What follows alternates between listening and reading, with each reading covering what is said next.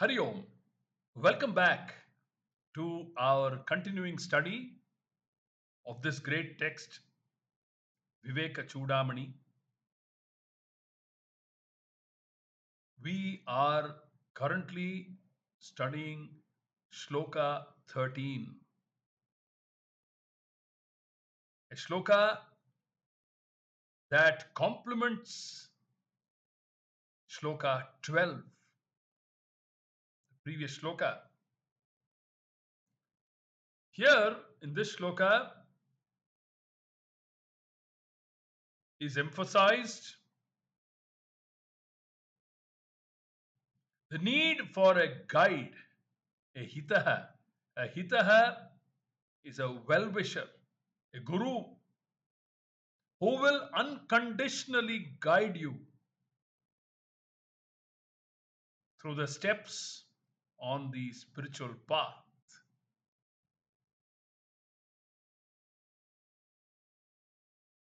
In the earlier shloka, Swamiji had said that Shastra Vakyam is the guiding light. Here, Swamiji says Guru Vakyam is the guiding light. Therefore, Shastras and the Guru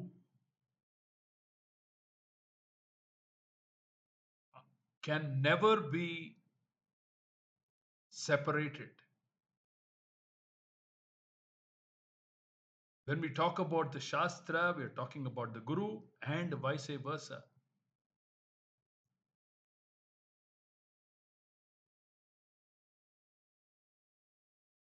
Guru Shastra Vakyadishu Vishwasaha Shraddha. Shraddha was defined so. Guru Vedanta Vakyadishu Vishwasaha Shraddha. Guru Vedanta Vakyadishu. They are always taken together. This is a definition of Shraddha as presented in the primer text, the important primer text, Tattvabodha, which Swamiji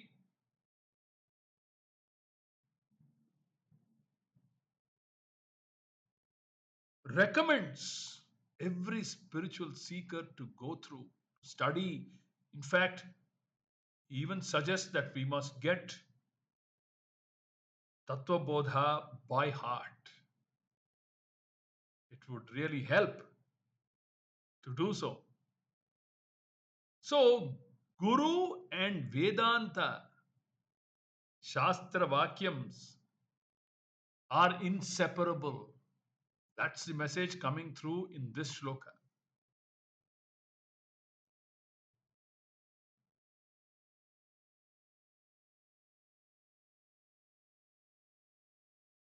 Having said so, supposing there's a guru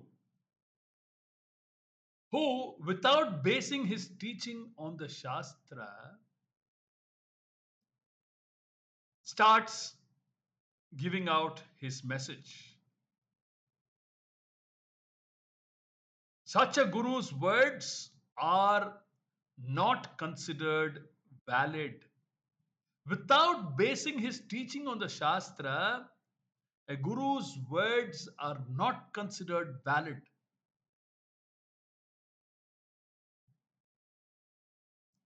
If he says, it is my anubhava, if he is talking about his anubhava without scriptural backing, it's very important to listen carefully, friends. If he says, if any guru says it is his anubhava or my anubhava without scriptural backing, it is not accepted in our tradition.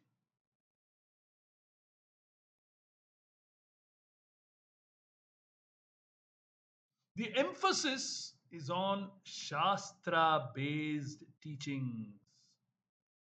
The emphasis is on Shastra based teachings, avoiding personal interpretations. Since such interpretations will have limitations and ridden with errors. Ridden with errors.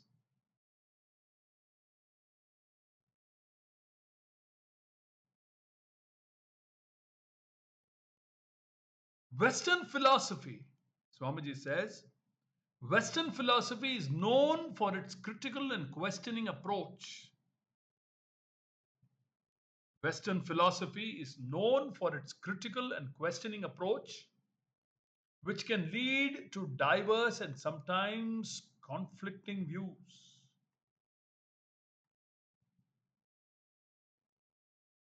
The influence of individual thinkers, the influence of individual thinkers and their intellectual legacies. The influence of individual thinkers and their intellectual legacies can result in ongoing debates and revisions. Sometimes by the thinker's disciple himself.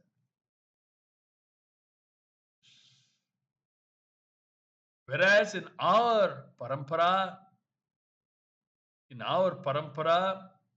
the student reinforces the Guru's teaching with additional examples. In our parampara, there's a lot of reverence towards one's Guru. The student reinforces the Guru's teaching with additional examples to bring about clarity in understanding. While maintaining the core teaching, while maintaining the core teaching is never diluted. The examples, approaches, and reasoning may vary.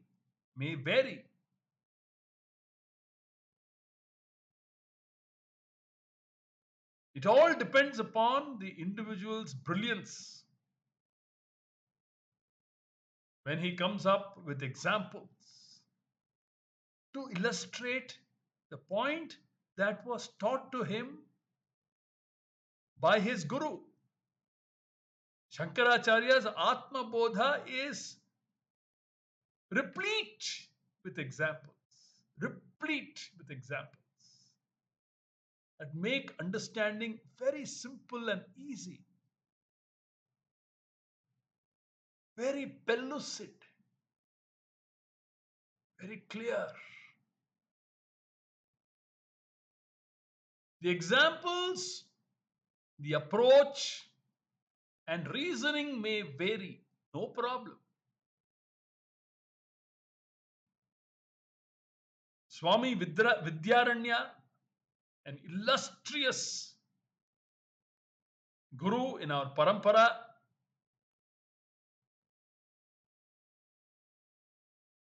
who was the 14th Shankaracharya of the Sringeri Peetham, was known for his brilliance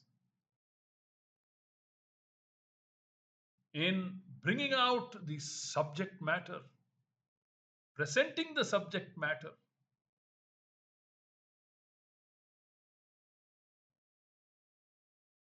as clearly as possible. He is known for his genius, literary genius. Nothing wrong with it, as long as he doesn't deviate even an iota from the main teaching given out in the Shastras. Maintaining the core teaching is very important. Very, very important. The examples may vary, the reasoning may vary, but the underlying principle remains the same. The underlying principle has to remain the same.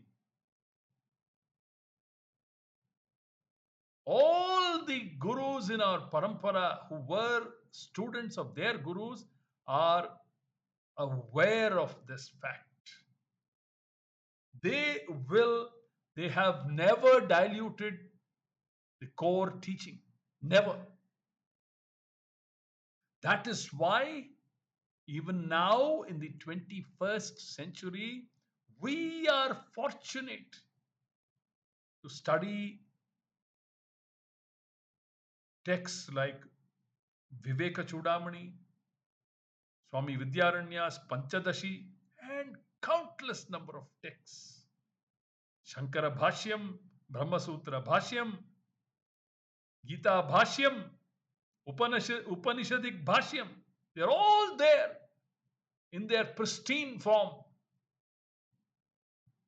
If we are able to be able to access these scriptures even today, because they have been carefully handed over generation over generation, relayed over generations in its pristine form.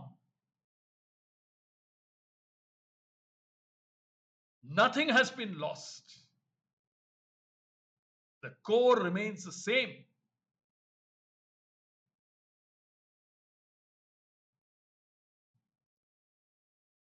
Sureshwaracharya, the first Acharya of the Sringeri Mutt, will say exactly what Shankaracharya said.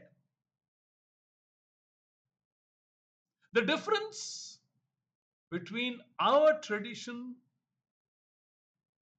and Western thinking, the difference between our tradition and Western thinking is that the Guru is one who is a Sampradaya Vit. Sampradaya Vit. Shankaracharya says elsewhere, Asampradaya Vit Murkhavat. Upekshayet. Upekshayet.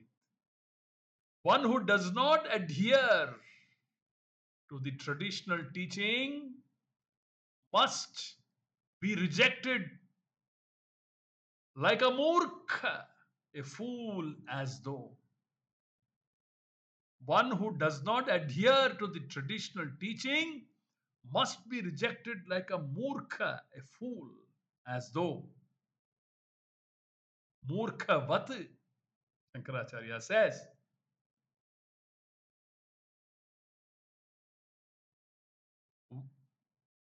Therefore, hitoktihi, that's the word. Therefore, hitoktihi means Guru Vakyam. Hitoktihi means Guru Vakyam, which is as good as Shastra Vakyam. Hitoktihi means Guru Vakyam, which is as good as Shastra Vakyam.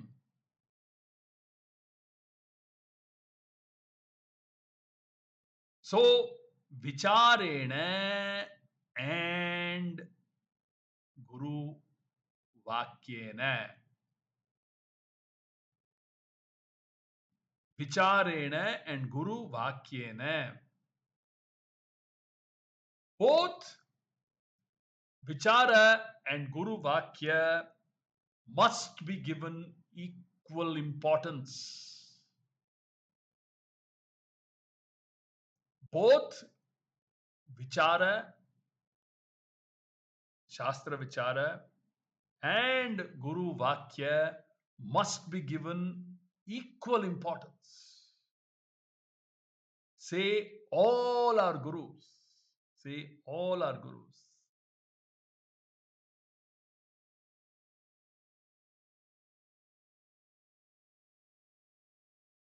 In semi-darkness, Suppose a torchlight is available, but the person is either blind or has poor vision.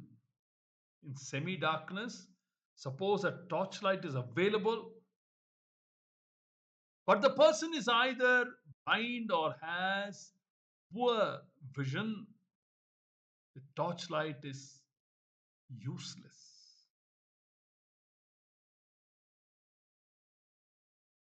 On the other hand, on the other hand, if a person's vision is good, but there is no torchlight,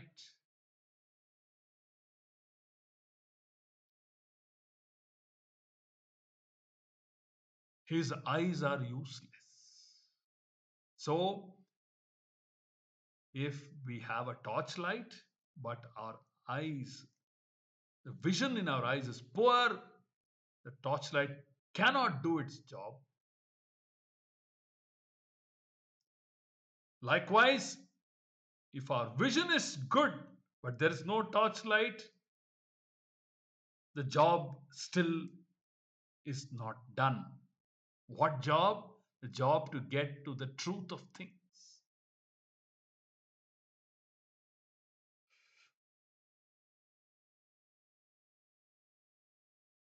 Therefore, both good vision and a torchlight are important to perceive an object in semi darkness. That's the key thing. In semi darkness, suppose a torchlight is available, but the person is either blind or has poor vision. Semi darkness, the torchlight is useless. On the other hand, if a person's vision is good, but there is no torchlight, his eyes are useless to discern the truth.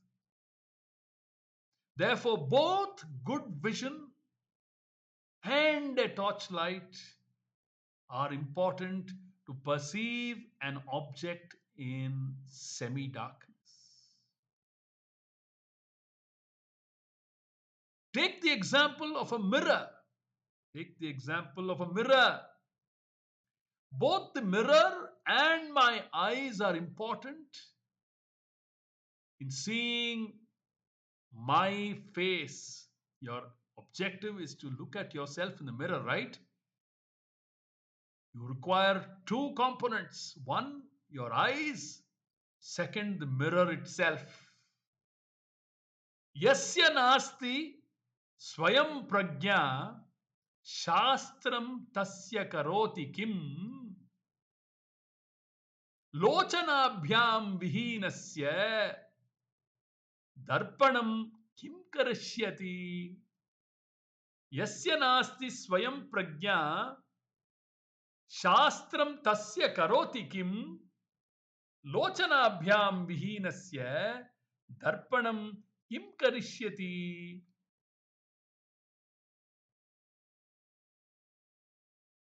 Very interesting shloka, which is why Shankaracharya mentions both vicharena hitoktita, which will result in arthasya nischaya vyakta, clear understanding. Clear understanding. We will look at the meaning of that shloka that went by Yasya Nasti Swayam Prajna in the upcoming capsule and take our study forward of this interesting development in Vivekachudamani in the upcoming capsules. Until then, Hari Om. ॐ दुर्जनः सज्जनो भूयात् सज्जनः शान्तिमाप्नुयात् शान्तो मुच्येत बन्धेभ्यः मुक्तश्चान्यान् विमोचयेत् सर्वे भवन्तु सुखिनः सर्वे सन्तु निरामयाः सर्वे भद्राणि पश्यन्तु मा कश्चित् दुःखभाग् भवेत्. ॐ पूर्णमदः पूर्णमिदं पूर्णात् पूर्णमुदच्यते पूर्णस्य पूर्णमादाय पूर्णमेवावशिष्यते ॐ शान्ति शान्ति शान्तिः हरिः ॐ श्रीगुरुभ्यो नमः हरिः ॐ